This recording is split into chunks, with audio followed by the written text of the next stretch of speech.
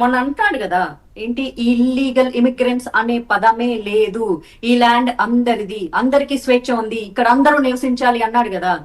మరి అందరిది ఈ ల్యాండ్ అయినప్పుడు రాముడు నార్త్, రావణ్ సౌత్ ఎక్కడి నుంచి వచ్చాడు? అంటే ఇప్పుడు ఆయన పర్సనల్ విషయాలు మళ్ళీ తీసుకొస్తున్నా, నేను ఆడపిల్లను కాబట్టి.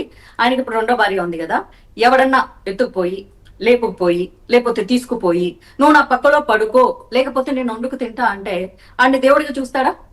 రావణ్ ఇప్పుడు దేవుడిగా చూస్తున్నాడు, అలాగే రావణుని అలాగే చూస్తున్నాడు కదా. కరెక్ట్, ఆయన చూస్తున్నాడు, అదే అంటున్నాను, దేవుడిగా చూస్తాడు. మేబీ చూడొచ్చేమో, ఎందుకంటే he has lot of options కదా. Being a womaniser he has lot of options. ఒకటి పోతే ఇంకోటి వస్తుంది, ఇంకోటి పోతే ఇంకోటి వస్తుంది. కాకపోతే తన పిల్లలకు తల్లి మిస్ అయిందని అప్పుడప్పుడు ఫీల్ అవుతాడేమో. మేబీ అతను కూడా గోడ అయ్యుండొచ్చు, అరే ఎంత బాగా లేపుకుపోయామని చెప్పేసి దండం పెట్టొచ్చేమో. Because Ravan is a inspiration కదా. అండ్ వీళ్ళకు రాముడు వీళ్ళందరూ కోపం కదా.